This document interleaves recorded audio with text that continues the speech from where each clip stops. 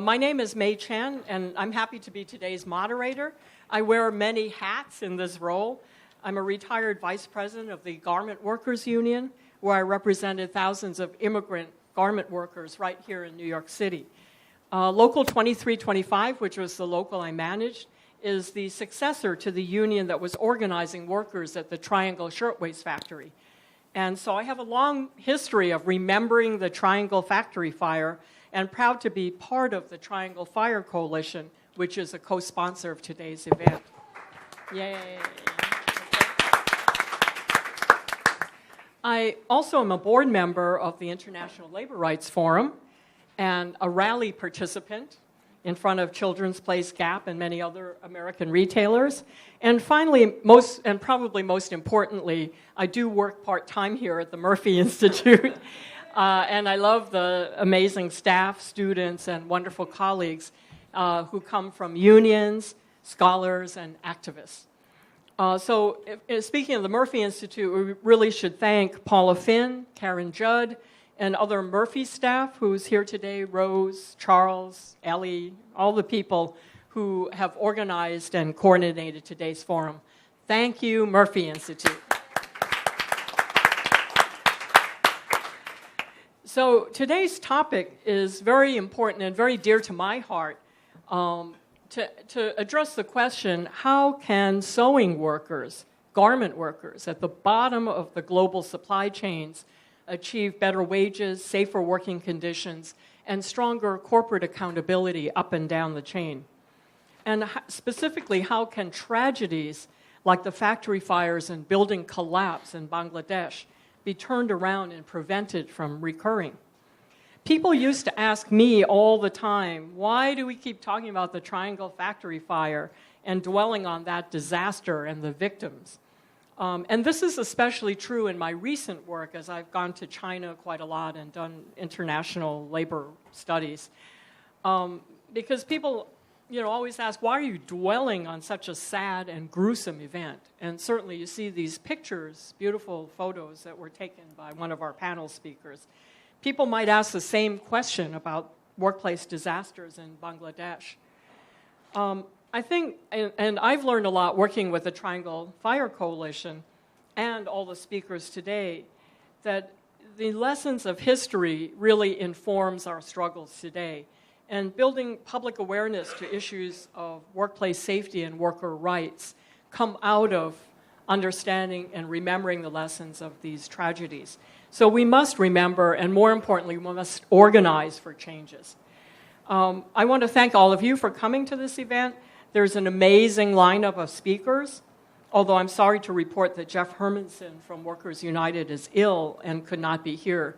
But I'm going to go through the speaker introductions very quickly and let the discussion begin. So here are the speakers.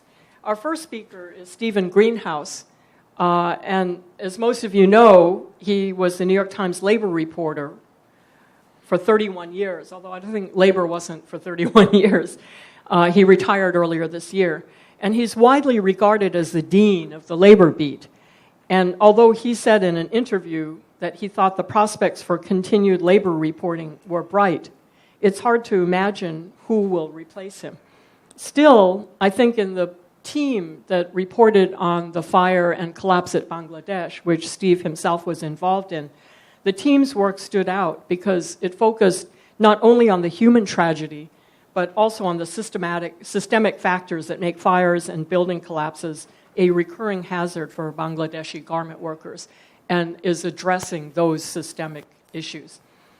So Steve is working on a new book to be published soon, I guess, a follow-up to his book in 2009, The Big Squeeze, which we have used in many Murphy courses and is a really excellent report on workplace and worker issues today. Okay, so then after Steve will be Judy Gerhardt. Judy is the executive director of the International Labor Rights Forum, which works with labor unions, consumer activists, religious and community-based organizations, human rights organizations, and student groups around the world to demand dignity and justice for workers. And Judy has a long history in international affairs. Prior to joining ILRF in 2011, she worked as a program director at Social Accountability International. And before that, she worked on democratization, women's rights, and labor rights programs for the Washington Office on Latin America, Mexico, NGOs, UNICEF Honduras, and the ILO's International Program to Eradicate Child Labor. Sarah Labowitz, is that right? Yeah, is a research scholar on business and human rights at the NYU Stern School of Business, where she specializes in labor rights and supply chains and internet policies. She has a very fascinating background in history. She started her career working on the executive staff of the Fair Labor Association, a coalition of socially responsible companies, colleges and universities, and civil society organizations. But she also had a very strong background in internet security and joined the State Department in 2009, where she directed the leading international program to keep the internet open in closed societies. In 2012, she was named to Forbes magazine's 30 Under 30 list for law and policy. That's Sarah. Okay. And then substituting for Jeff Hermanson is Jack Mahoney, who is Jeff's assistant, the assistant director of global strategies at Workers United, which is the garment workers union. He was formerly a national coordinator of USAS, the United Students Against Sweatshops, and has worked in Central America for many years with garment workers and garment unions there. As an assistant to Jeff, he has participated in negotiations in Honduras with the Russell Athletic, Nike, and various companies. And he works with the International Union League for Brand Responsibility, an organization of textile and apparel unions from Asia, Latin America, and the Middle East that campaign for clothing brands to take responsibility for conditions in factories that produce their garments. And then our final speaker is Atish Saha, who's a documentary photographer based in Dhaka, Bangladesh. He's the photographer who took these photos in the slideshow. His work has appeared in Time, The Guardian, New Yorker, and many other international local media. And just this month, he was awarded an award from the Overseas Press Club of America for his publication, Ghost of Rana Plaza. Okay, so I think I'll call Steve up and we'll just start. Thank you, May. What just happened? May's been fighting the good fight for many years. For my book, I've been doing a little research on labor history, and there was, in New York City in 1909, there was one of the great strikes in American history, the uprising of the 20,000, where 20,000 almost exclusively female workers went on strike over 60-hour weeks and having to pay for their needles, and the police beat them up and hired prostitutes to beat them, and the companies hired prostitutes to beat them up, and I'd say the union won 4/5 of the issues, did not get a closed shop that it was seeking. And out of that, in 1909, grew May's union local at the ILGWU. And it's an amazing story, that strike. And it kind of shows that la luta continua, that the fight continues for many, many years. I'm reading this very good book about Frances Perkins, the nation's the labor secretary under Roosevelt and the nation's very first cabinet secretary. And talks a lot about the National Consumers League, which was founded by a great woman named Florence Kelley. And the National Consumers League wasn't really a consumer group so much as an anti-sweatshop, anti-child labor group. And back 105 years ago, it was a really prominent force in the United States of America. And when we talk about sweatshops now in global supply chain, I often wonder, why is there nothing in the United States really like the National Consumer League? Judy very much tries to do that, and she does a good job, but as good as the work of your group is, it still doesn't have the prominence of the National Consumer League. I've never been to Asia, I've never been to Bangladesh, so I sometimes feel weird discussing these issues, and I know people like you and Sarah and Judy know far more about Bangladesh than I do, and you've visited numerous times. But I'll try to give some perspective. So I had the labor debate at the New York Times for 19 years, and going back to the mid-1990s, I started writing about overseas sweatshop labor. You know, Charlie Kernighan was really a pioneer in exposing gaps using 13 and 14 and 15-year-old workers in Honduras. And then there were a lot of revelations about Nike in Vietnam, where the managers actually beat up some workers when they weren't happy with how the workers were. And then just a few blocks from here, there's a factory making products for Kathy Lee Gifford with, paying workers much less than the minimum wage, making them work incredible hours. And that factory is, producing the Kathy Lee Gifford label for Walmart. So this has been going on for a very long time, and Gap and Nike and Waze in many ways have improved. The conditions are better at many of their overseas factories, but many of these factories are still not nearly good enough. And I think the whole issue of supply chains, labor rights, labor conditions overseas, it's really like one step forward and one step back, maybe two steps back. And I once tried persuading my editors at the New York Times to say, they wanted ideas for stories about Bangladesh, and I said, Bangladesh is kind of the logical consequence of globalization. One talks about the race to the bottom. And, the garment industry, and I think one of the reasons there's so many scandals in the garment industry is that it takes very little, it's extremely mobile, and it takes very little capital to set up a factory. So like almost anyone can get into it and can get out of it easily without paying their workers. A lot of these people want to make a quick buck. And once the multi-fiber agreement ended that set quotas, around the world for, what each country can produce and ship to other countries. Once that ended, that really accelerated this race to the bottom, this race to find the cheapest places in the world to manufacture garments. And Bangladesh, in many ways, made great sense to the industry because it had, probably the lowest wages in the world. It had, very, very bad. I got to be careful here. It was very underregulated, and the government seemed to bend over backwards to. I'm speaking at a conference next week where a lot of Bangladesh officials are going to be, so I got to be careful. Where Bangladesh officials kind of bend over backwards to do the industry's bidding, and many members of the garment industry are in the Bangladeshi parliament, right, and have inordinate say.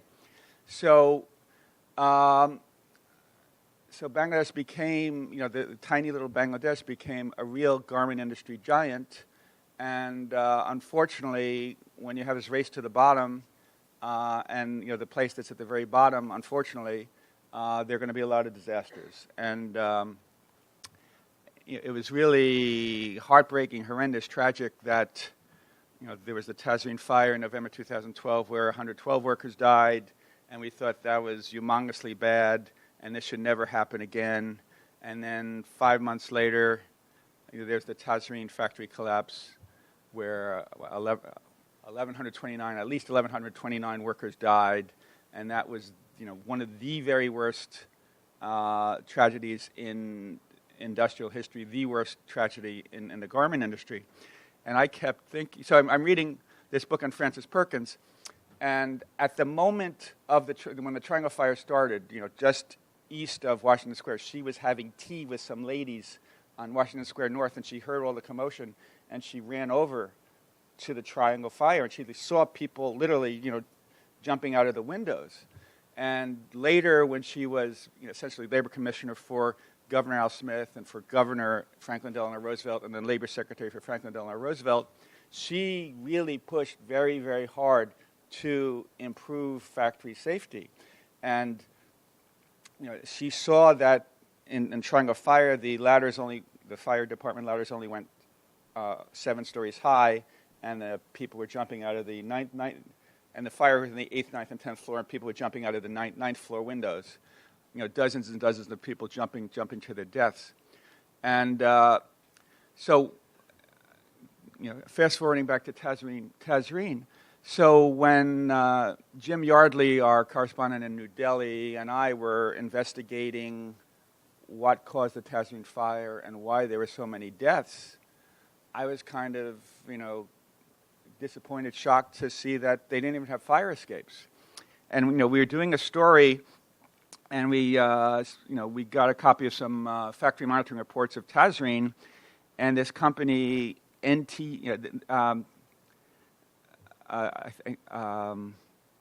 Verification Services was the company that did the monitoring, and it found a few partially blocked exit routes, an absence of battery-powered backup emergency lights in case of power failure, 3 exit doors on the ground floor that open inward, whereas exit doors in factories are supposed to open outward, because if people are trying to get out in a fire, you don't want to. Anyway, so I interviewed the head of UL Verification Services, and this really shocked me. And I said, weren't you concerned that there weren't fire escapes?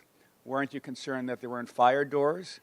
And the head of UL Verification Services, Sajeev Jasudis, said, we don't inspect for fire escapes. We don't inspect for fireproof stairways. That's the responsibility of the local building code inspector.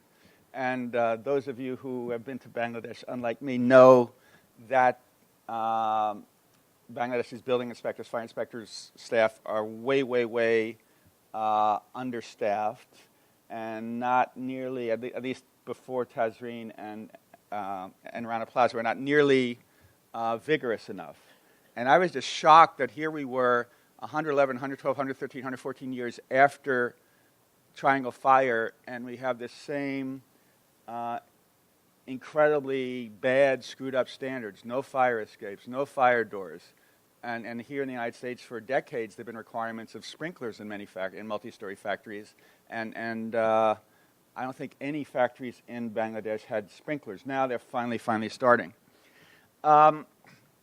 I did the story in December with Jeff Hermanson and Scott Nova helped me on this.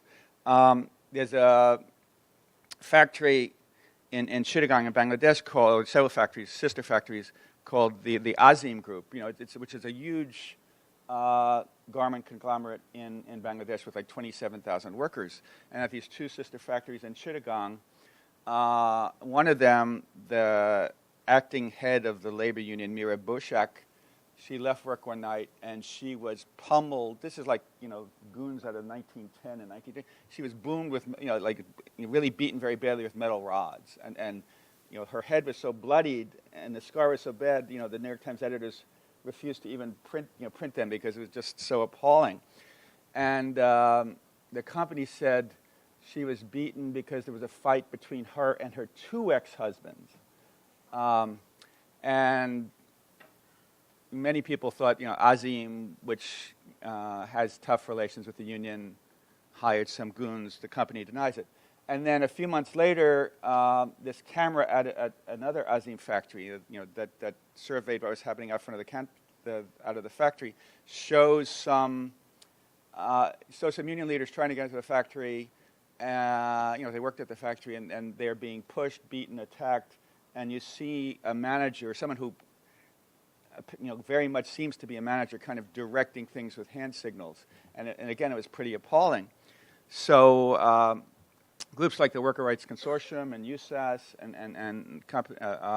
really brought this to light and put pressure on a lot of companies to try to terminate business, suspend business with VF. Not with VF, with Azim. And actually VF Corporation really took the lead in launching an investigation and terminating business with Azim. So Scott Nova and some other people, and Jeff Hermanson and other folks came to me with the story. So I sent a list of questions to the factory manager, Farhan Azim. Said, I'm at the New York Times. I want your response to these allegations that the factory hired people to beat up Mira Boshak, or the factory pushed these other union leaders around, attacked them, chased them away. And he denied everything. And then he said, if what did he write to me? He said, sorry.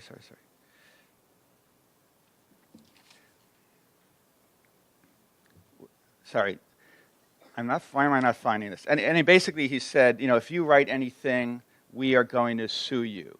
And you better not. There will be legal repercussions. And I thought, so we're the New York Times, which has never lost a libel case in history. Just that he had the New York Times settles libel cases and then fights it, to the death, to really bring them out for, protract them for 5-6 years. So I thought the fact is this business executive in Bangladesh is threatening the New York Times and has the audacity and arrogance to, you could begin to imagine how arrogant he is with the media in Bangladesh for investigating anything, or the unions in Bangladesh.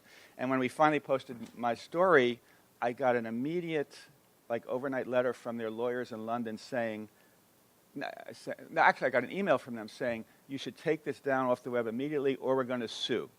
It was crazy. Anyway, I've been going on too long.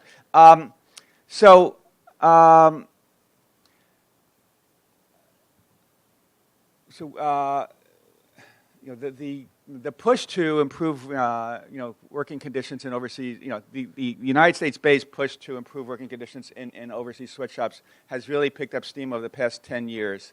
And there have been improvements. I think Nike has made some improvements. I think Gap has made some improvements. But, the general feeling is we still have a long way to go. And, I interviewed recently Ored van Heerden, who used to head the Fair Labor Association. And he is, people in labor often criticize him as being too much in bed with the industry. And Ored, really, I was surprised at how frank he was in this interview with me. He said, basically, the whole monitoring system doesn't work. That, you could visit a factory. A lot of these factories are visited once a year. And, the factory owners often are tipped off when the monitors are going to come. And I've written about these factories in China that play a certain song that signals the child laborers in the factory to sneak out when they hear that song, and and they have cheats that they give to workers to tell them how to lie to the inspectors. So Ored van Heerden said, you go. Say you visit on March 1st and you don't visit again until the following March 1st, there's a lot of backsliding in the other 364 days. And he said you can never visit facilities often enough to make sure they stay compliant. You'll never have enough inspectors to do that. What really keeps factories compliant is when workers have a voice and they can speak out when something isn't right. And he realized that it's not enough to have factory inspectors come once a year. You need workers feeling empowered to speak up when they see real factory problems. Again, one of the tragedies of Rana Plaza is that the workers knew that the pillars that were crumbling the day before. I mean, people knew that the building was starting to collapse. And the managers, the bosses said, you got to get to work. If you don't get to work, you're going to be fired. And all these people who didn't want to go into work that day reported to work. And over 1,000 were killed. The last point I want to make is the pressure really has to be kept up. These companies are not going to really improve things unless they face pressure from consumers and from the news media. And many of us have heard the Walmarts and Gaps and Nikes say for years and years, our factories are good, our factories are safe. Don't criticize us too much. And I think it only with the horrific Rana Plaza collapse where over 1,000 people died, finally, we're seeing some companies get truly serious about factory safety. And I know some people criticize the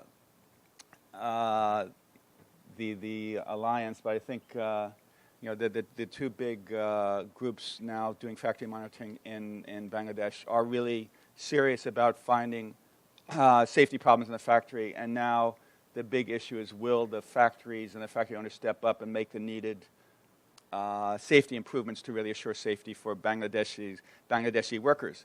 And I should say, Bangladeshi workers, they work, they have it very bad. Their wages are very low. They face terrible conditions very often, and over 1,800 of them have died in factory tragedies over the past decade. I will stop there. Good morning. Thank you, May and Karen. It's great to, all your work has paid off in terms of organizing this. And Paula, thanks for having me. Stephen, we're not actually comparable. You should meet Sally Greenberg, is the director of the National Consumers League. So, and she has an annual fundraiser every fall. You should come because she's relying on that money. But I think the real reason that the International Labor Rights Forum is not as prominent as the NCL is because the problem the NCL was trying to attack 100 years ago was all domestic. The people who bought the clothing lived very close to the people who made the clothing. Whereas now we've got to try and figure out how to stretch this interest. You know, Frances Perkins could not have witnessed Rana Plaza because she would have had to jump on a plane, although many of us did as soon as we could.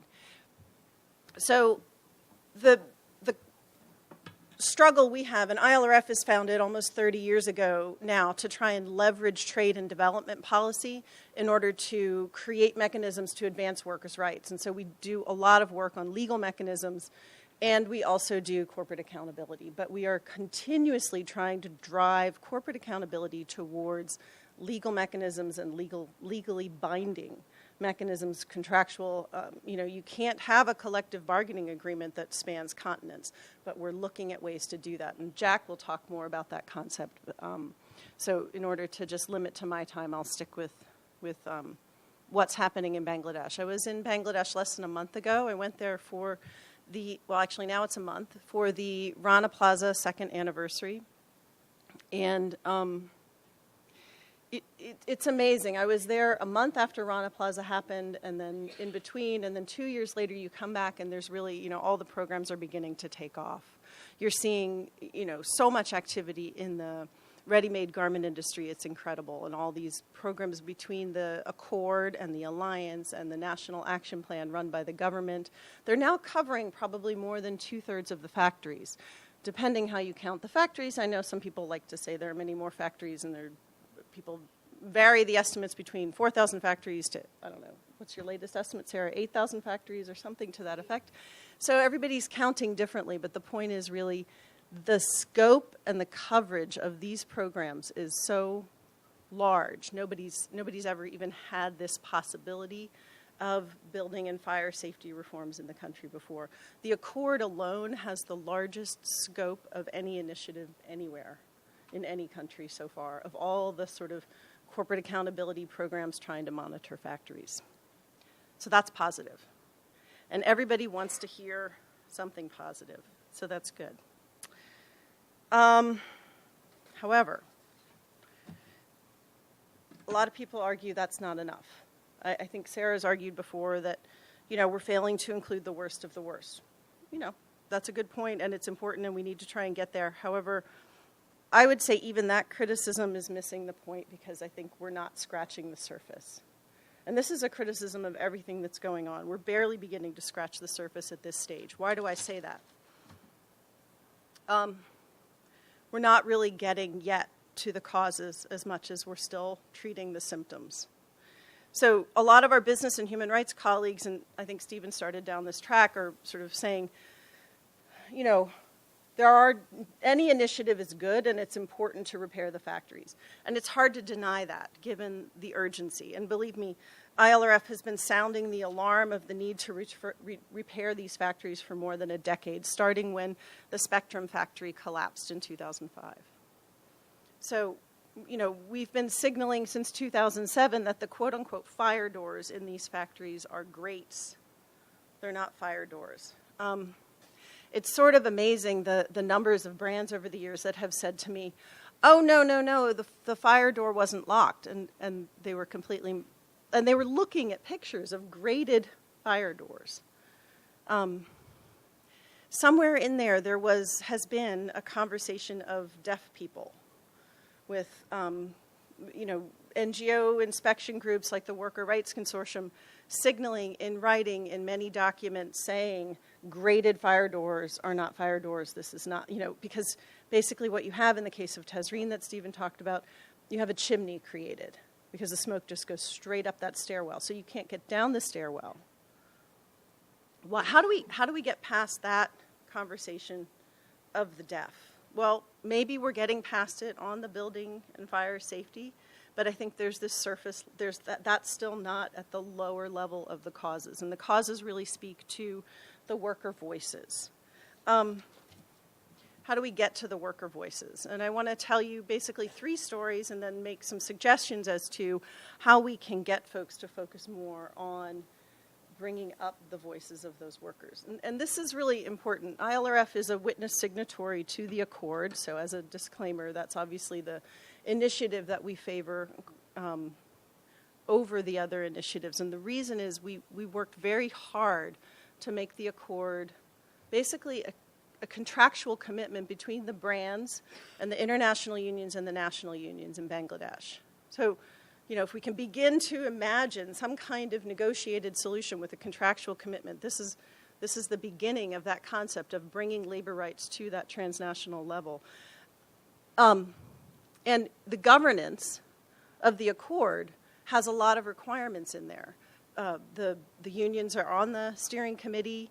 The way the Accord is set up requires the inspections to happen with trade unions. There are sort of outreach point people for reaching out to the trade unions. There's training for workers that involves trade unions wherever they're on site. So there are a lot of pieces in there that are not just looking at how do I fix the factory quickly. It's also looking at how do I engage workers and their organizations in the process of fixing the factory. And where that drops off, it becomes problematic. And I'm going to get my 3 stories will illustrate why that becomes problematic and why it's important. And I'm really hoping we can get more human rights people to sort of see the fact that things are not created equal and there's a really important human rights element here. So my first story is ILRF is, I have to make sure they go in order. ILRF is currently doing a series of in-depth interviews with workers. We've so far interviewed more than 50 workers. These are long interviews, and basically talking to these workers about, do you feel safer? What's happening in your factory? Is it being repaired? Do you feel safer at this point? And we're interviewing workers who are in Alliance factories and Accord factories, and we're hearing back from them, and they're saying, well, yes, we're seeing these repairs. Yes, maybe we got some training. I mean, it's a mixed bag of how much they know about what's happening. We found overall that they tend to know more about the Accord inspection process as opposed to the Alliance inspection process. Again, these are important distinctions, but not the major thing. We asked them, okay, these things are happening. Do you feel safer? And pretty much the majority of them say, no. We say, why don't you feel safer? They don't listen to me. They don't feel like they're being heard. Management's not hearing them. They don't have a mechanism to speak up in the factory. And this is critical. It's absolutely critical because that's what happened at Rana Plaza. Stephen already pointed it out. They didn't want to go in. They had to go in, right? Nobody heard them. Tazreen. I met a woman from Tazreen, and believe me, we tell these stories all the time, but it's not until you sit across the table from the woman and she tells you the story of how she literally saw the manager lock the gate. And she reached through the gate and grabbed his collar and said, what are you doing? He said, we'll be right back. She survived by jumping out the 3rd-story window. She has a broken back. Her 10-year-old son went out to work.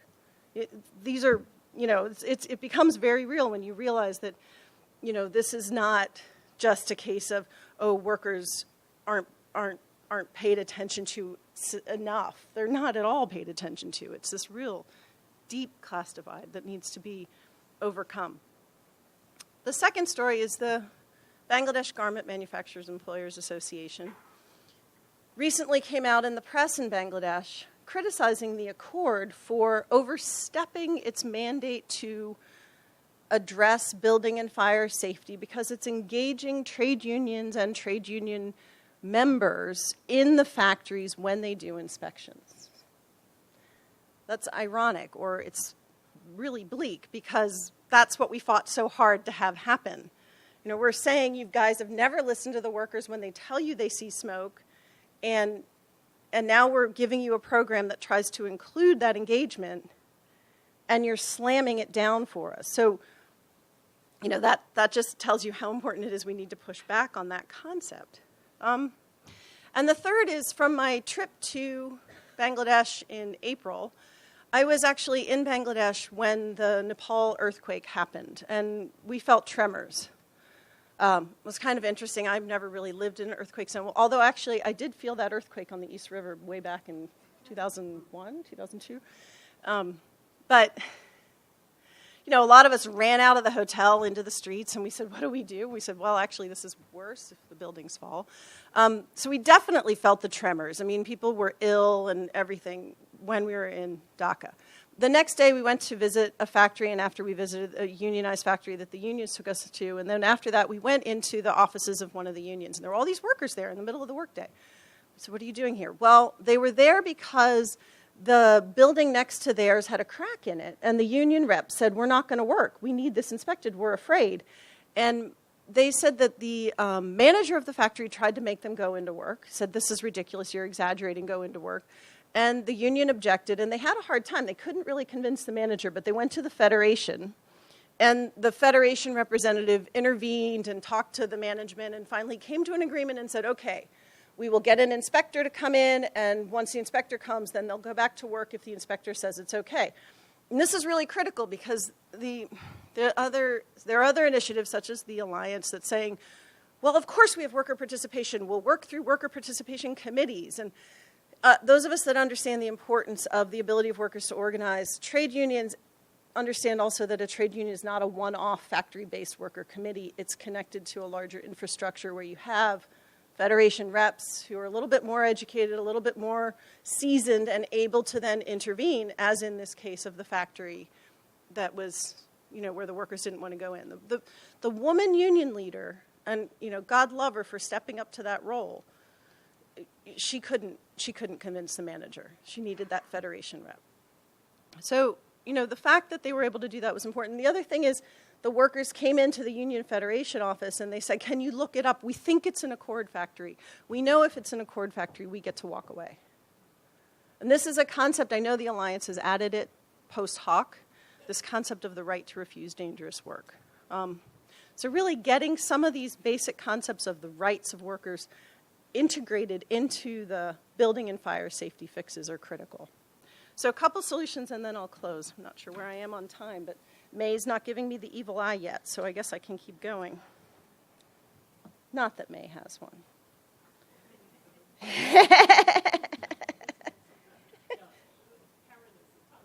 Oh, there we are. Okay, good.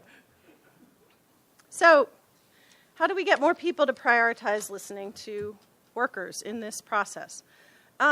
One, I think we need to invite a lot of the folks who have been agnostic about which system matters, whether, a lot of business and human rights people say, Accord Alliance doesn't matter. It's just about how many factories we get fixed. It's how quickly we fix the factories. So the metric of evaluation is primarily how many factories are fixed and how effective that is. That's important, obviously. But how do we get them to then step up and say, if you do agree with the point about worker participation, then by all means, please come out in the Bangladesh press.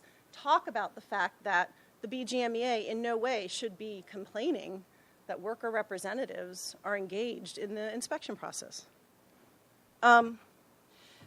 Supporting worker advocacy on wages, it's 3 years, it's time for a new minimum wage, it's going to be debated again, it's going to be probably conflictive. There's much more to do than just supporting whatever the workers advocate for their minimum wage. There's also the need to look at rent control laws. Traditionally what happens is the wage goes up, rent goes up, they don't really have much earnings. So there's a bigger process afoot that needs to happen, and that agenda should get some backing from more than just the worker trade union community. And then the third point is the victim compensation. It's been ridiculous that we've had to campaign so hard to bring in the money, and we're still not at the 30 million, and the 30 million is probably not enough, but if we could even just get to that 30 million, we had to work very hard to get Children's Place to kick in, and they did. They are the third largest contributor, and for the size of the company, they are far and away the largest contributor proportional to their size. So, we're thankful that they did come around. There are more brands that need to come around. Walmart gave $1 million. Children's Place is minuscule by comparison. They gave $2.5 million. Really changing this dynamic to talk about not just are you paying into the fund? But then how does that delivery happen? We talked to victims, and Atish, I think, will speak to this. The victims are not getting the funds they need. The ActionAid did a study. There's an estimated average of $20 a month that victims are spending on medication, and that's long-term medication for a lot of them. So the compensation package is not going to cover that over time. There's the need to look at the real cost of doing business in Bangladesh. So, for example, Social Security, there is no law on the books. We can't continually campaign to get a decent payment from the brands. We need to look at what are the legal reforms that need to happen in order for real workers' comp to be on the books. So there are many more points like that on the agenda, and I'll just close by referencing the Azim case, which is riveting, and we were really grateful for Stephen's coverage of it. The Philips Van Heusen, finally, I think partially right before that coverage, pulled out of that factory because to pressure the management, or partially to pressure the management. Now we're having a hard time getting them to go back in. So we finally have a union in that factory. We finally have a positive case, and we don't actually have the brands going back in. So please pay attention to us. I know we don't have the profile of Frances Perkins, but go to laborrights.org. There may be an upcoming campaign very soon. And I really hope you guys will support us in trying to call brands to task to listen to the voices of workers and to support workers when they actually do establish their own representation in a factory. Thank you.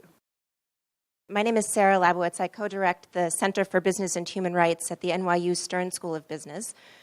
And for the last 2 years or so, we've had a project on labor rights in the supply chain. I, like Judy, I just got back from my 5th trip to Bangladesh last month. So I've spent a lot of time there. And our research has really focused on how business practices, how do business practices help explain human rights violations in different business sectors. So I'm going to use PowerPoint here. Unfortunately, there's no clicker. So this is, last summer I was doing research in Dhaka, and I was visiting a slum where workers live. It's in a nice area of Dhaka, and it's an island slum. So there are no roads or bridges to the slum, and so workers commute by boat. And so I joined them on their morning commute. And really the question that guides our research is, what is the chance, where are these workers going? And what is the chance that they're going into a safe factory? So to begin to answer this question, last summer, if you can go to the next slide, I started collecting these guides. I have like 6 of these in my office now. And this is the factory list of the BGMEA, the Bangladesh Garment Manufacturers and Exporters Association, that Judy mentioned. And as Judy alluded to, nobody really knows how many factories there are in Bangladesh, how many factories are producing for the export sector, and what are the conditions in those factories. So over the course of the last year, we've begun to collect data from different sources. And one of the things that's happened since Rana Plaza is the availability of much more data.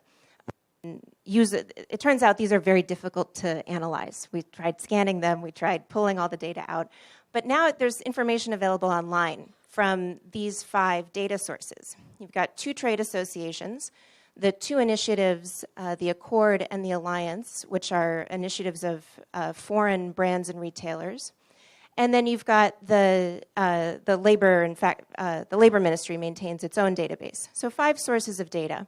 And we've begun to we've collected the data from that.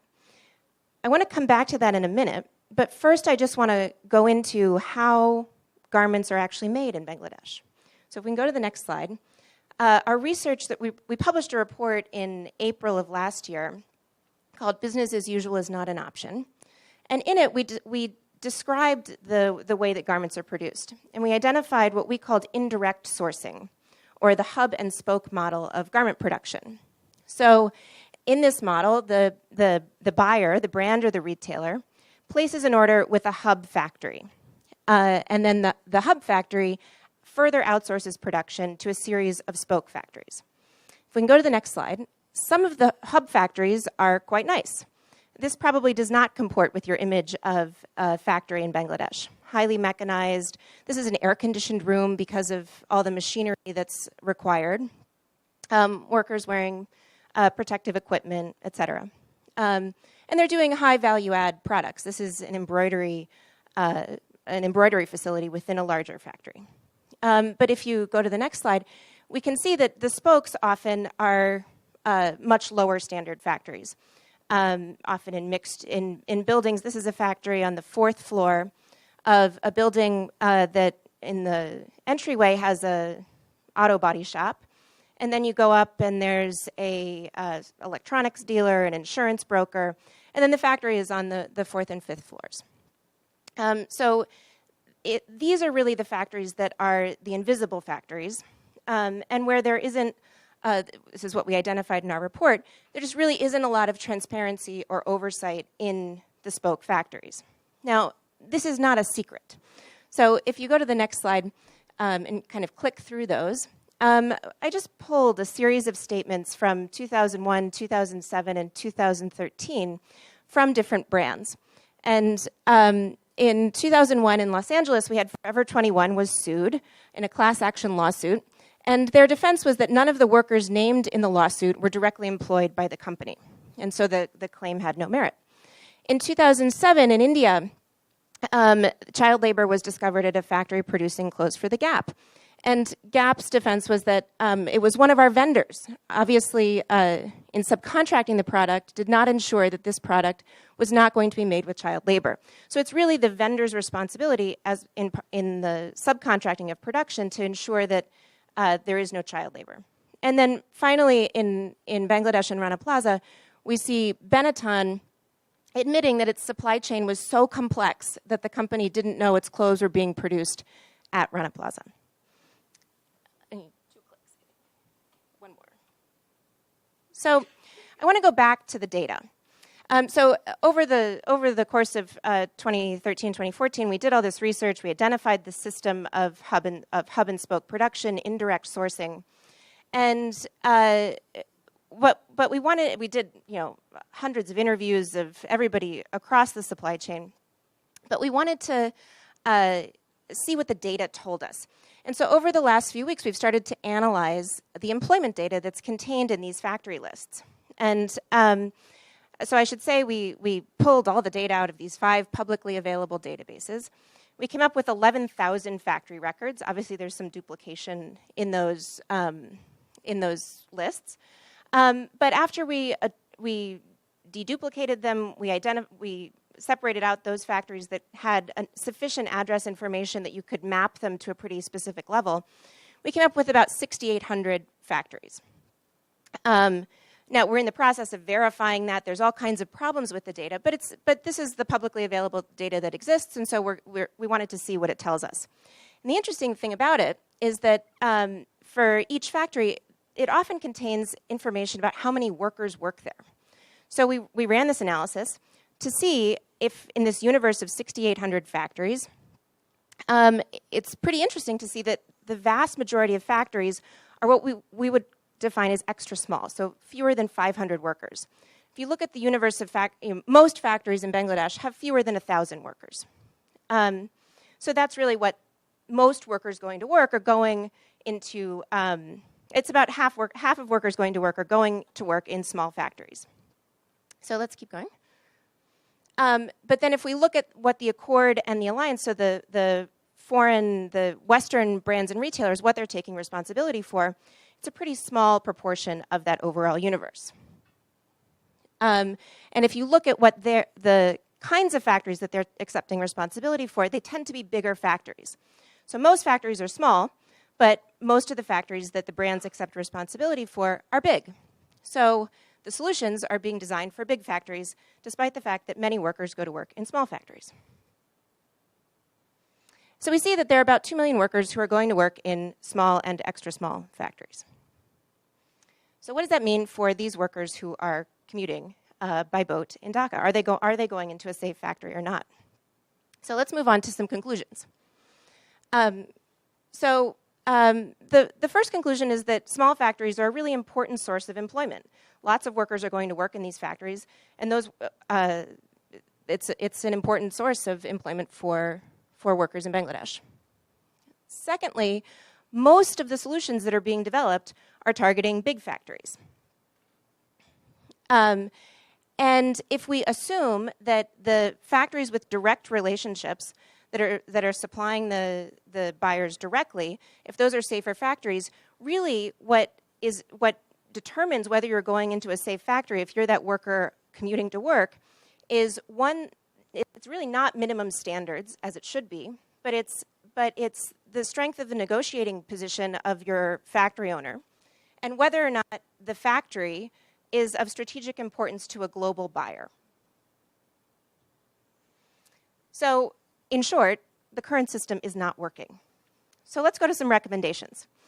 So first, we have to develop solutions that make all workplaces safe and all workers safe. Those workers that are going into work in small factories really matter.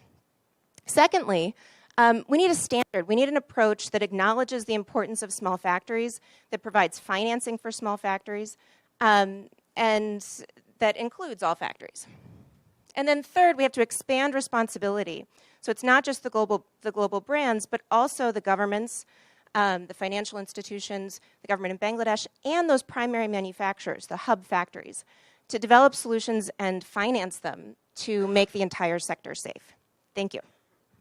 My name's Jack Mahoney, here for Workers United. Jeff Hermanson is very sorry he can't be here. He got sick at the last minute. So opening up, May said that history should inform our struggles today. And I think that's very important, not just for taking lessons from tragedies, but also taking lessons from our victories. So, in our union, we have a history of having a pretty good idea of how to deal with some of these core problems. In the garment union, and for decades, in fact, garment work was good work. People made good money. There were good benefits. So I've been part of a process since 2009, starting with a number of unions in Latin American countries and now with unions all over the world, kind of studying this question of trying to get to the bottom of not only what the problem is, what are solutions that have worked.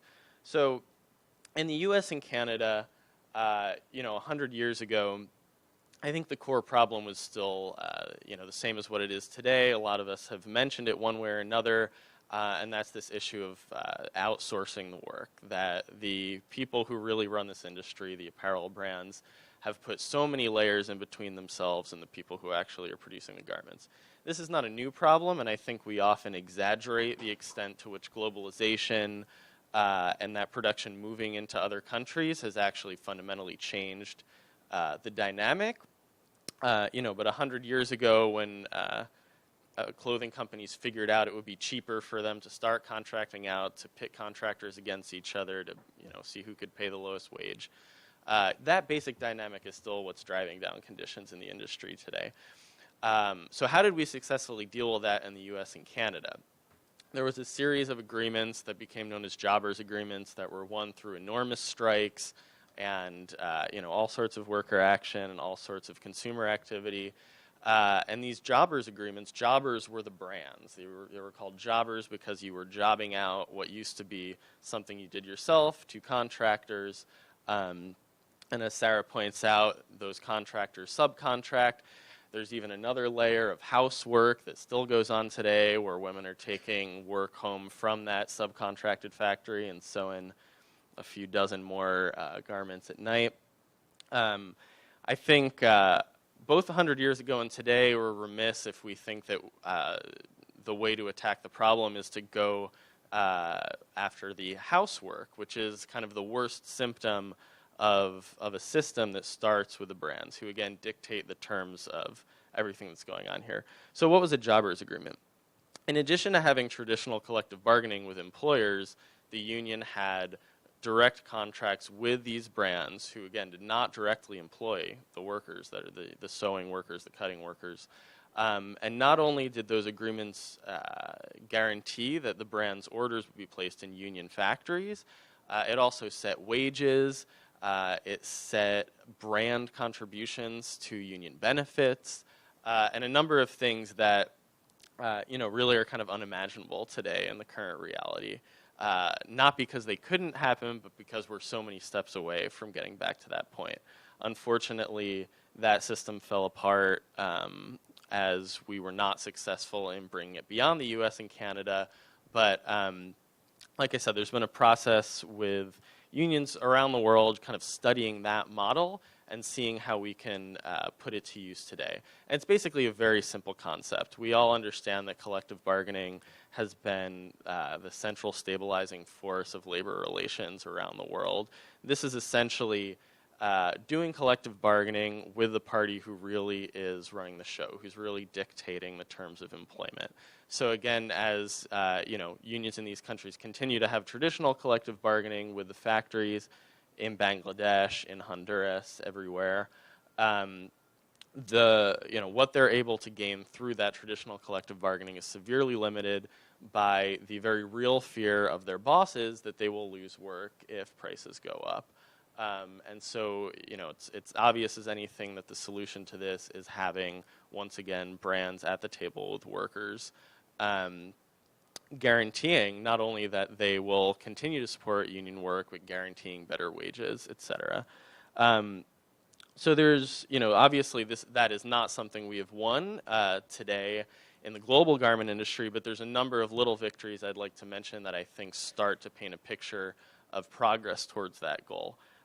Perhaps the most significant is the work by Central American unions with the brand Fruit of the Loom. In 2009, after a large boycott in which United Students Against Sweatshops, I see my old friend in a USAS shirt in the back of the room, United Students Against Sweatshops and a number of other groups successfully campaigned in support of the Honduran CGT union, which had been organizing in a bunch of fruit factories. The factories kept getting shut down when they organized. They successfully won basically a national union neutrality agreement with Fruit for all of their 11,000 employees in Honduras. Since then, they've been able to organize and negotiate significantly better conditions in 4 of Fruit's factories. There's a similar process underway in El Salvador. And, this is a company that's, of the top couple biggest employers in both countries. So very, very significant. But, that's the kind of agreement we're looking for, limited to one country. Similar things have happened elsewhere. Nike signed an agreement directly with the Honduran union over a couple of cases that had shut down and failed to pay workers severance. Similarly, Adidas sat down a couple of years ago with an Indonesian union over a similar type of case. And all of these agreements are binding. They can be taken to arbitration in the U.S. It's not based on good intentions and codes of conduct and anything flimsy like that. It's based on a contract between workers and the guy who's dictating the terms of their employment. And, it's a serious binding agreement. There's other types of victories that I think point us in this direction. In both Cambodia and Haiti, there have been struggles in the last couple of years over minimum wages. In Haiti, basically none of the factories are paying the minimum wage. The 3 big T-shirt brands, Fruit of the Loom, Hanes, and Gildan, were eventually compelled to sit down with the Haitian union, and in this case did not sign a written agreement, but made a verbal agreement, which they made good on to get all of their contractors to sign agreements with the union to raise the wage. In Cambodia last year, after a lot of striking and a lot of violence in response to the striking, there was this very impressive day of action in September where workers stood out, tens of thousands of workers stood outside of their factories, directly calling out the brands that were buying from their factories and demanding a raise to the minimum wage. Again, in that case, there was not a written agreement with the brands, but the brands were very involved in successfully getting the wage up a significant amount, and that union continues to demand a written agreement with brands to guarantee that their contractors will pay a living wage in Cambodia. And these are not isolated cases. In the case of the Indonesian workers I mentioned, they were advised by the Salvadoran and Honduran workers who previously had this crazy experience of sitting down face to face with the brand executives and negotiating a deal. I of course should mention the Accord in Bangladesh is another one of these rare binding agreements where brands have signed a contract with unions that can be brought to arbitration. And a lot of the language from that deal was actually taken from the Honduran Fruit of the Loom workers deal with Fruit of the Loom. So these are not isolated incidents. This is happening in coordination. And I just want to briefly comment, I know I'm running out of time, on if I'm making this sound so simple, why is it not something that all of us are behind and prioritizing? So I think in addition to subcontracting, the garment industry has really been unique in its proliferation of programs that put more distance between workers and the people that are dictating their terms of employment. So anything from the fact that a union going to a brand isn't sent to the guy that's in charge of sourcing, but is sent to a corporate social responsibility person who can do very little to make decisions that are relevant, to any number of social monitoring, for-profit or otherwise, to any kind of other programs that basically put distance in between decision makers and workers. I think if you talk to any serious labor rights advocate, they will tell you that those systems are not superior to union dealing directly with the corporations. They're not a substitute for that, but people simply are pessimistic and don't believe unions in the global south are in a position to do that. They think the unions are too weak or too corrupt or too ignorant about how the industry works. So I want to close by saying my experience is totally to the contrary. Workers and garment workers unions in many countries now have 2 decades of experience working with these kinds of companies. They understand the role of the brands. They are coordinating with each other. I can't overstate the importance of Skype and other technologies for workers to be able to share what's going on across continents, across hemispheres, and that's happening more and more. And specifically within Industrial, which is the global union for this sector, there's recently been a heated debate that has really moved the ball down the line as far as what we think is acceptable as far as agreements with brands. And the bottom line is that there's now a consensus that these agreements have to be binding or they're not worthwhile and should not be made. And that, we've had 2 decades of kind of good intentions that haven't, clearly have not fixed the core problems in this industry. So, I would just ask us all to resist the temptation to be pessimistic when we see these tragedies. In fact, there's a lot of tremendous organizing happening. More than ever, workers across the global garment industry are coordinating, are having these conversations, and do have a very astute understanding of who's really responsible for disasters like this. So I'll close with that, and looking forward to the discussion.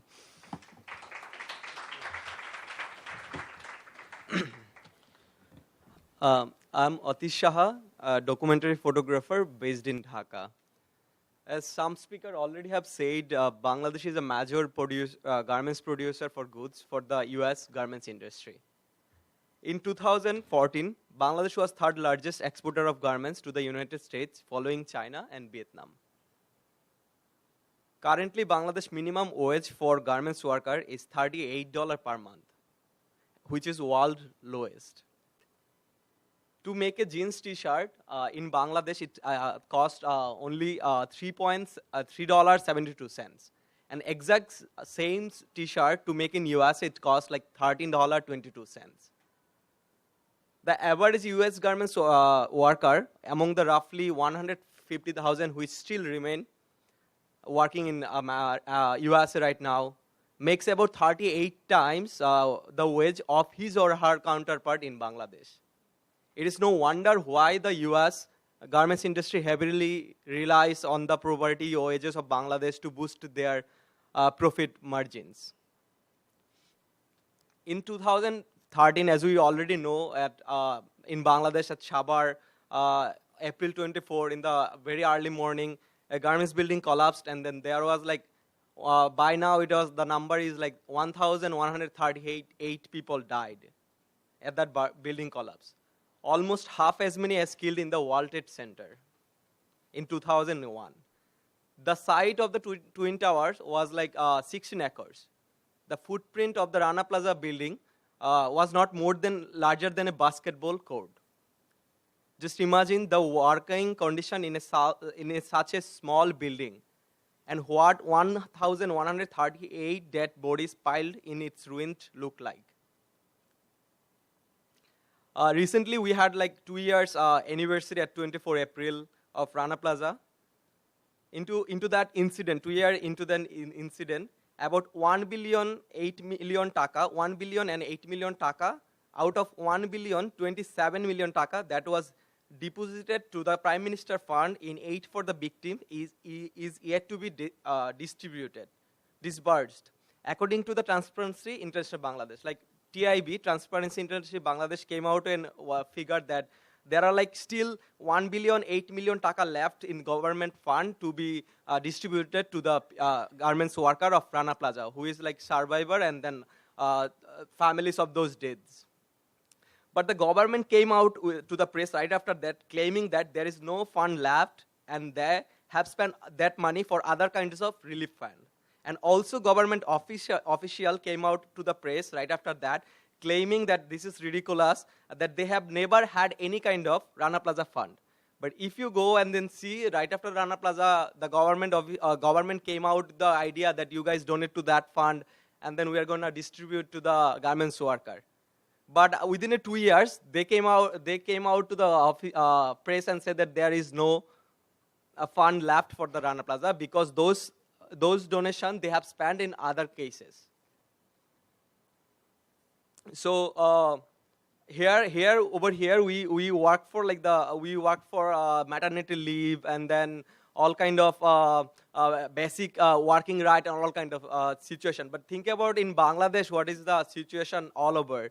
What about like having maternity leave and then payment on leave? Or that's not the situation at all. Like in Rana Plaza, when it happened, I was over there right after that, and I'll tell you one story. Like a rescuer was rescuing, then suddenly they heard a screaming, and then they went inside. They just make a small hole, and they went inside. And then they saw a small fetus, a baby, which is like not more than 5 or 6 months old. They saw a baby.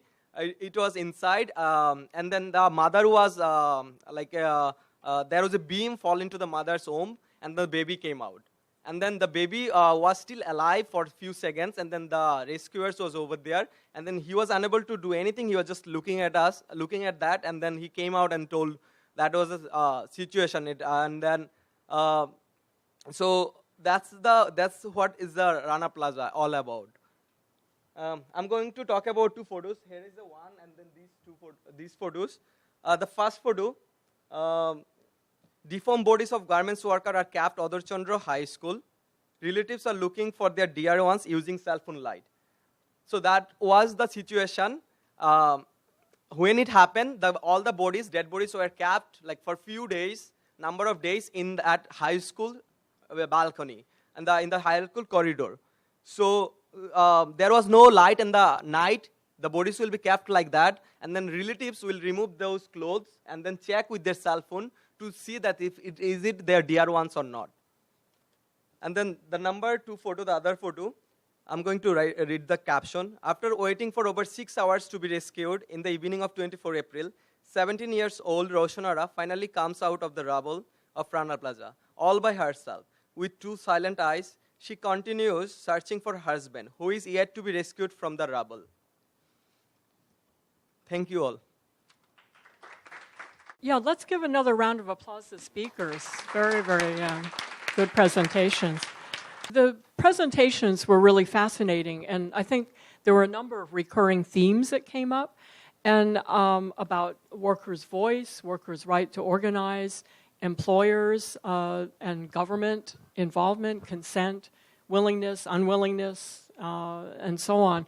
I want to call on first, we have a student here from NYU. Robert is a student at NYU, member of the Student Labor Action Movement, which is affiliated with USAS, And recently there was a successful campaign at NYU that targeted JanSport for labor violations in Bangladesh. And they pushed and were successful in getting the universities sever business ties with JanSport. So, Robert. I'm a member of USAS, and USAS's strategic orientation is that we should take the direction and lead of the workers on the ground and put pressure on our universities in order for them to put pressure on the companies these workers are doing in the way that the workers are asking. And one of the things that the workers keep bringing up is the fact that people are talking about the Accord and the Alliance as if they are, almost equivalent, or that like one is just a better version of the other. And the fact is that is not how workers are feeling about the subject. Workers are talking about the Alliance being a direct threat to them, right? Because when a factory is under the Alliance rather than the Accord, it means these unions can't get in and talk to the workers. It means that there are several factories that have been approved as safe by the Alliance that have later been found to be really, really unsafe. And so the thing that they are asking us to do is to constantly drive that point and to call out any sort of argument that is not making that distinction. And so one of the things I also want to do was talk about this report you published, Sarah, at NYU, because when it came out, it was actually really detrimental to the USAS network. There were countless administrations that latched onto this and said, we don't have to cut our contract with JanSport, which is owned by VF, which is the largest producer in the world and one of the largest in Bangladesh, because this report is saying there are very few and very little differences between the Accord and the Alliance. And they're also saying that, we don't really have to take a stance at all because neither of them are covering these smaller issues. And in response to that, countless academics and human rights workers wrote a letter that responded to your report saying how, it was a really detrimental, and I just want to read for it for a second. It says, strangely, the report authors assert that the main cause of labor rights violations in Bangladesh is local factories surreptitiously subcontracting the orders they receive from brands, and they criticize the Accord and Alliance for not covering subcontract factories. The authors claim that subcontract factories are more dangerous than those producing directly for brands, in part because they fall outside the scope of inspection regimes operated by the government and buyers. This claim, however, is utterly at odds with the facts. All of the major disasters that have occurred in the region's garment factories in recent years occurred at facilities that were known by major brands to have produced their goods and have been repeatedly subjected to labor rights audits conducted for the same buyers.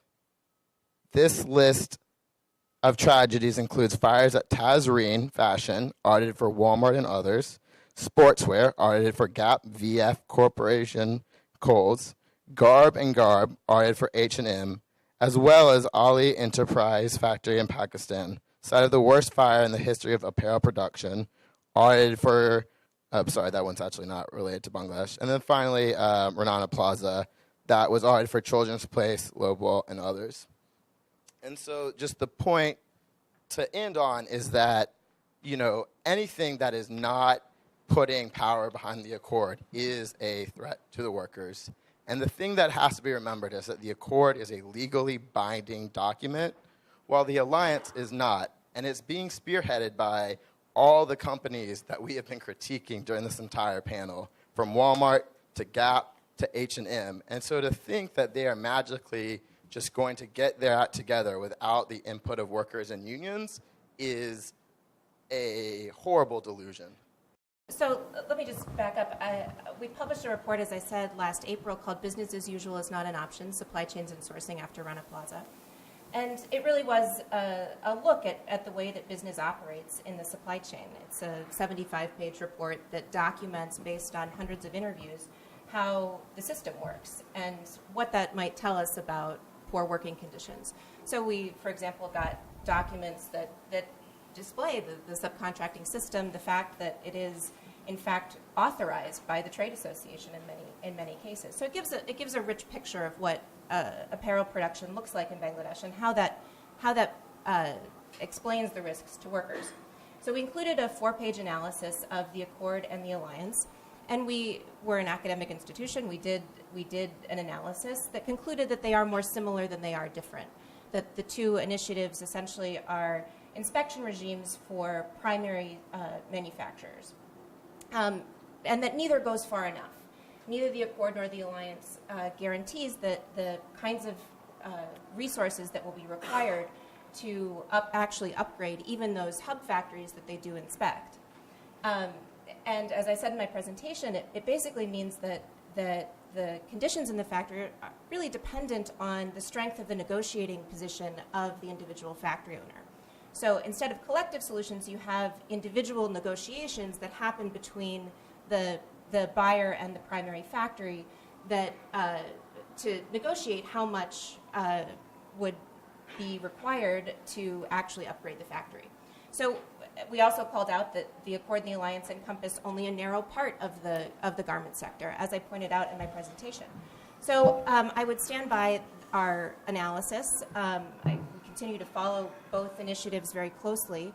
And you know, I hear the criticism in the letter. 135 academics wrote to my colleague Mike Posner criticizing our report, and I actually met the lead author of that letter in Bangladesh last December, and he said, you know, I was rereading your report on the way over here, and you actually might have a point about the subcontracting. So I stand by our analysis and really stand by our concern for the safety of all workplaces and all workers.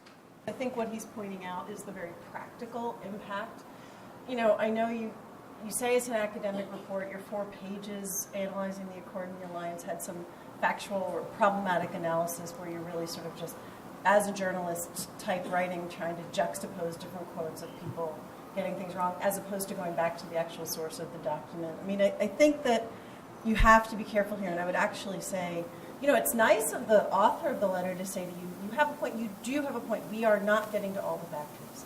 There are even extremely poor workers we need to get to. I think that point would get heard and worked on more collaboratively if it were a little bit less of that critique of the others. And I think the point our friend from USAS is trying to make is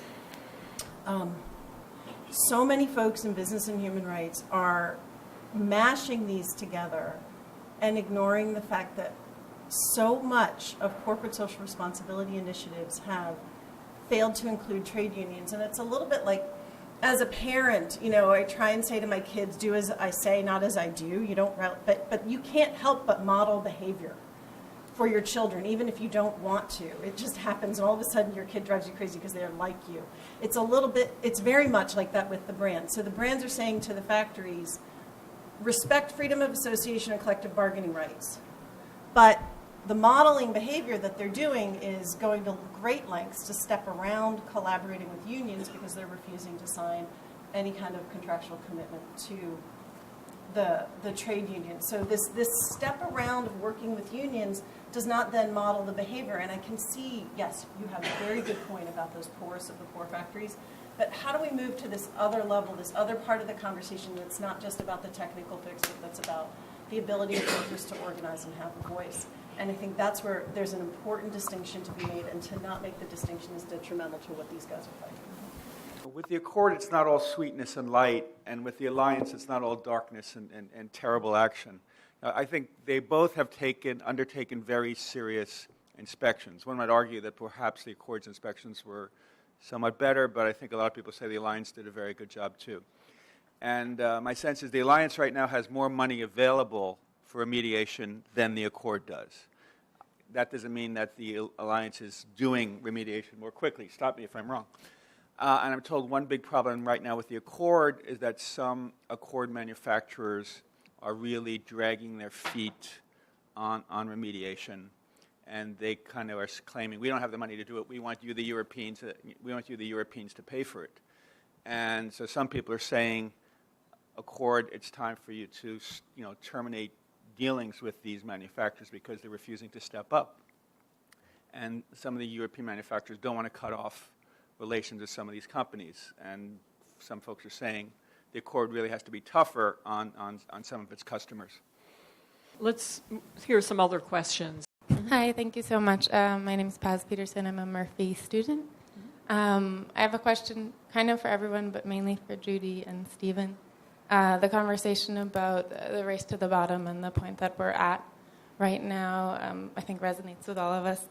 And so I'm wondering, I think the idealist in me sees the bottom as Bangladesh and the Accord as maybe raising a bottom, but then the realist also sees that the bottom can move and it will continue to move.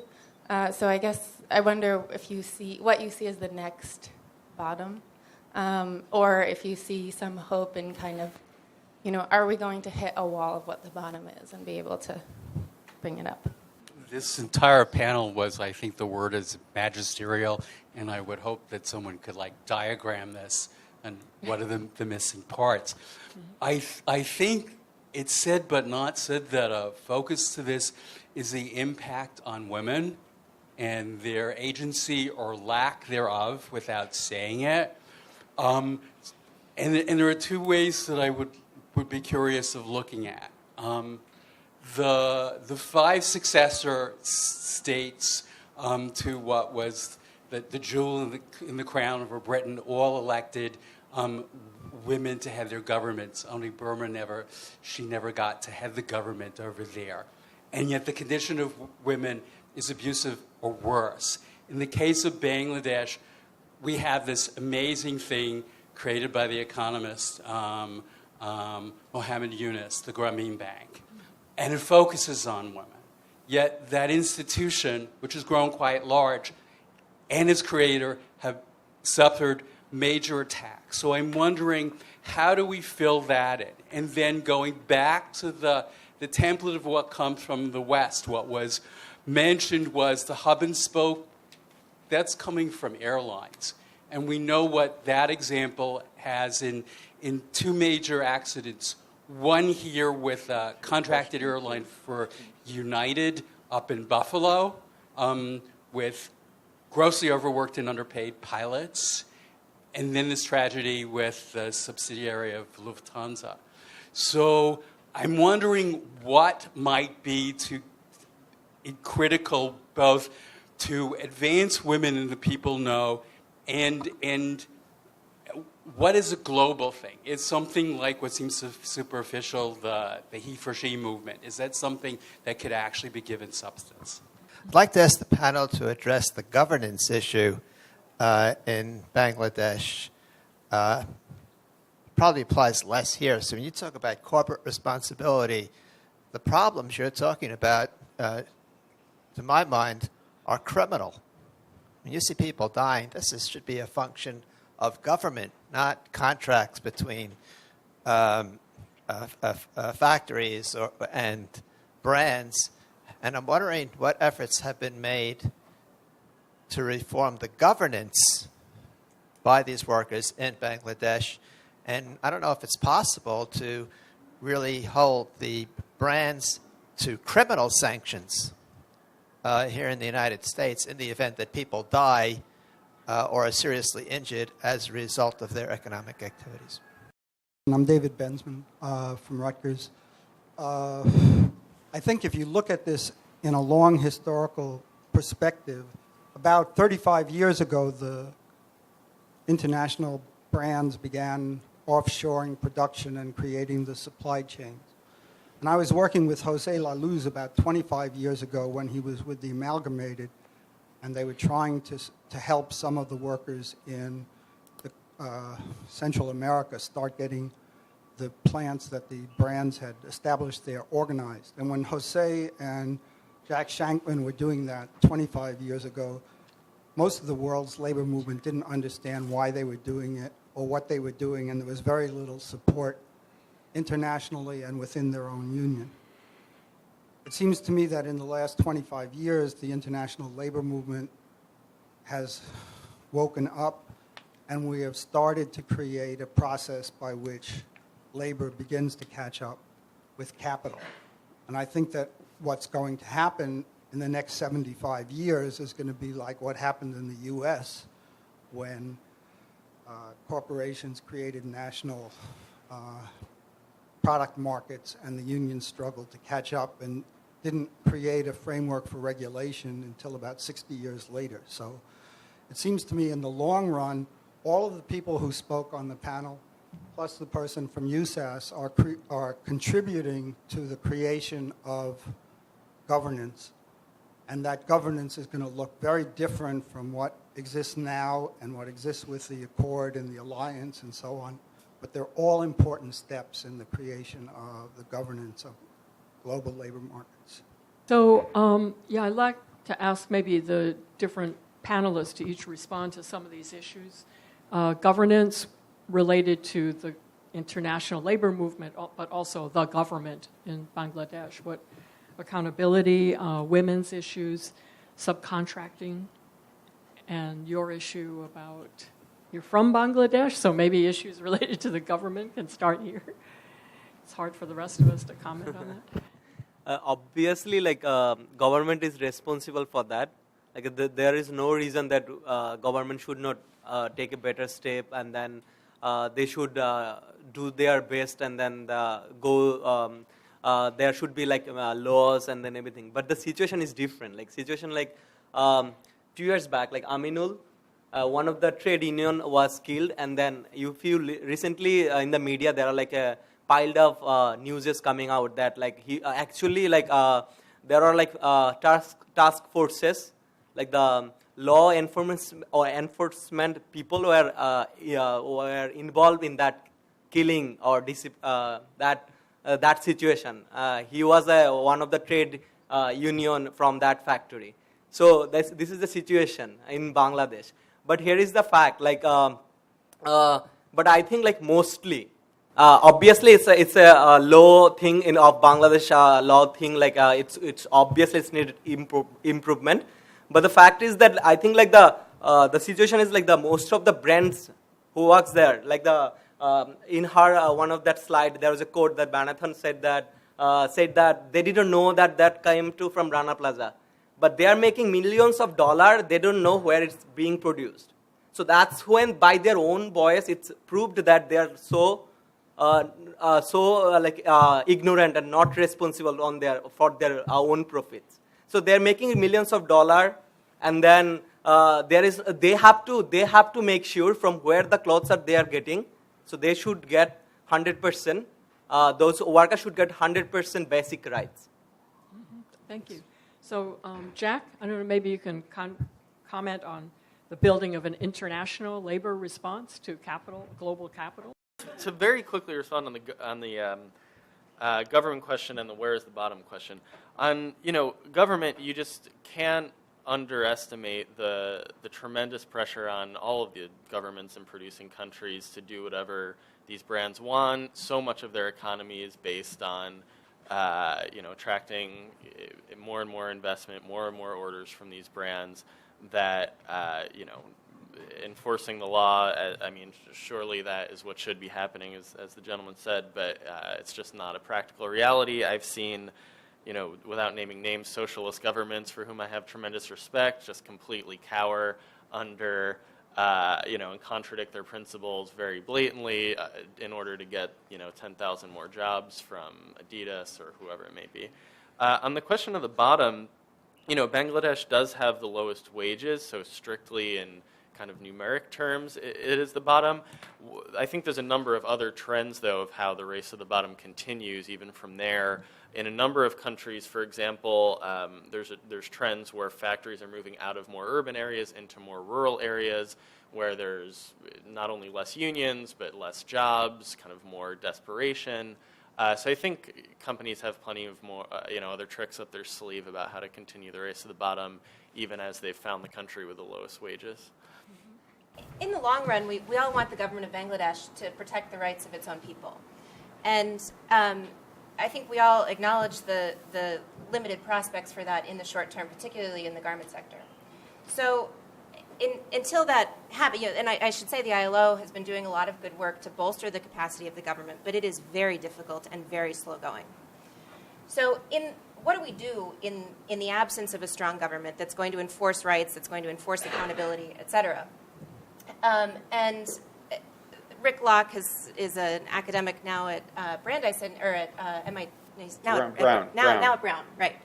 He's studied this whole history of private compliance mechanisms and really outsourcing responsibility to the brands, and there are limits to that model that are pretty clear. Steve mentioned Arent van Heerden and his comments on the limits of the monitoring model. I think it's very apparent as we look at broad trends in employment in Bangladesh that the brands are only accepting responsibility for a relatively small part of the universe. And the Accord and the Alliance are important in that context for those factories that have direct relationships with the foreign brands and retailers. But there are 2 million workers who aren't covered in that universe. And so what do you do about that? And I think that, again, going back to Rick Locke, that he's talked about the concept of networked governance and a mix of public and private actors coming together to really solve, to fill this governance gap that exists. And, so as I said, I think we need solutions that actually address the needs of the full sector. And to your question about the race to the bottom, there is a strategic moment right now. Bangladesh is the second largest garment exporter in the world, and which means that Bangladesh needs the buyers, but the buyers also need Bangladesh. And so at least for the next several years, there's a moment where I think there's a real opportunity to push for comprehensive change that really raises the standard for all workplaces and all workers. So I'll get to the governance piece as I go, but I'm going to go down the question. So the what's the new bottom or the next bottom?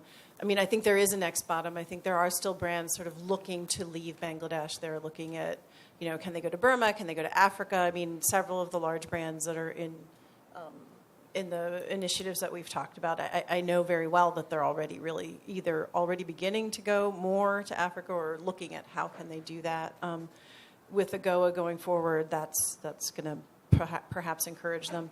The other thing that's going to create a new bottom or keep us moving downward is if we don't get past this conversation of the deaf. And I think your suggestion of mapping it is a good one. I mean, I think just in this panel, you can hear the conversation, right? You have Sarah saying we're not getting to the poorest of the poor. You have this whole sort of, it's just about the tech solutions. The Alliance is doing a good job. Yes, the Alliance is doing good work on technical repairs. The Accord is, but is the Accord perfect? No. I can admit it. No initiative is ever going to be perfect, especially when you're working in the context of Bangladesh. It's really difficult to make these things work, especially when the scope is so far and away larger than you expected, despite the fact that we're not getting to all the factories. It's still a massive undertaking. And then there's this worker voice piece, which I keep, beating the drum on. And the worker voice piece goes hand in hand with the women's rights piece. You have 85% of this industry that's women. You have continued violence against women in this society. There's a discussion about, there are lots of folks that argue, oh, well, okay, just getting apparel industry jobs makes it, a positive thing for these women. And, oh, they're finally now out and able to walk on the streets. Unfortunately, 20 years into it, these women do not have full dominion over their salaries. They're often turning that over. One of the biggest problems we have with victim compensation is their husbands or their fathers take the money. They don't have the ability to use that compensation money, or they don't control their wages, or there's continued both domestic violence and violence in the workplace. 10 years ago, we documented this gender-based violence in the workplace. It continues. So the industry, the empowerment of women through employment has not really come with the full empowerment of women and changing the status of them the status of women in society in Bangladesh. So there's a huge issue, and it goes hand in hand with the voices of the workers in the workplace. To the governance issue, I will admit, and this is one of the things we grappled with when we set up the Accord, we did not engage the government or the employer association. I think something like a third of the Congress is somehow related to a Bangladesh apparel factory owner. It's really, government and employer association are very much hand in hand. So we really said we need to work somehow around that because they've continuously not moved forward with integrity on the things we've been trying to get them to do. We need to somehow get past that. We need to circle back and figure out how do we engage the government. However, if if you create solutions that step around engaging unions, you've already stepped around industrial relations. Corporate social responsibility, these are initiatives that step around labor law, essentially, because they're trying to substitute for it. But in the process of substituting for it, they're sidelining the trade unions, which are the bodies that represent this one pillar of labor law, which is industrial relations. Steve? Thank you. Judy said much of what I was going to say. So in terms of the continued race to the bottom, yes, everyone says Myanmar is the next place, Burma, now that the dictatorship is somewhat to largely over. But there are concerns that infrastructure in Africa, where wages are generally even lower than Bangladesh, are not adequate. So the industry is looking for places with low wages and decent infrastructure. I think one of the big problems, it's very good that now Bangladesh probably has the most intense monitoring, factory safety, inspections in the world. But what about Cambodia? What about Vietnam? And so the question is, do we have to wait for another humongous tragedy in one of those countries to have a similar intensity of inspections? There's the factory fire in the Philippines 2 weeks ago, a sandals factory. 72 workers died. Much like Tazreen, there were grates on the iron grates on the second floor windows, so that prevented the workers from jumping out of the windows, and a big reason they died. You mentioned criminal responsibility. It would be very hard to create, to prove that there's enough of a nexus between a Gap or a Walmart and a factory in Bangladesh saying, Walmart or Gap are responsible for the deaths of the workers. Conceivably, in a civil lawsuit, but that would be, you'd have to show the joint employers, which would not be very easy at all. So the Bangladesh government, considering the warring between the two big parties in Bangladesh, I know I spoke to some labor monitors who said, I'm too scared to go, this is early this year, I'm too scared to go to the country right now because there's, literally warring in the streets between the two main parties. Bangladesh does not have the world's most efficacious government, and there kind of has been industry capture of the government, and the government has been very slow, dragging its feet on recognizing unions, granting union rights, and that's why outside pressure like the International Labor Rights Forum, the Worker Rights Consortium, USAS, the United States suspending trade privileges. I think a lot, for Bangladesh to continue moving forward, and for the whole industry to continue moving forward, and for labor rights general overseas and worker safety overseas to move forward, will take continued pressure. Okay, so I think we're kind of at the time end, but I would suggest that if the panelists stay around, you can come up and talk to all of us. I want to point out two announcements. One is that on your chairs you have a brochure, which is a fundraising effort for the permanent memorial of the Triangle Fire, and they're seeking donations big and small, so I encourage you to take a look at this and support it. Memorials help to educate. So. Mm-hmm.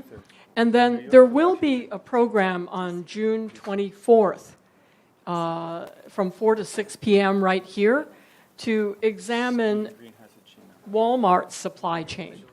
And this is called Clotheslined, Stopping Walmart's Dirty Supply Chain Moves. And it's co-sponsored by the Rosa Luxemburg Stiftung, New York office, Jobs with Justice, and the Asia Floor Wage. Seating is going to be very limited, so please talk to Murphy staff for the email. You must RSVP in order to come, but it sounds like a great program, June 24th from 4 to 6 p.m. Okay, and I want to ask everyone to thank our panel, and thank you.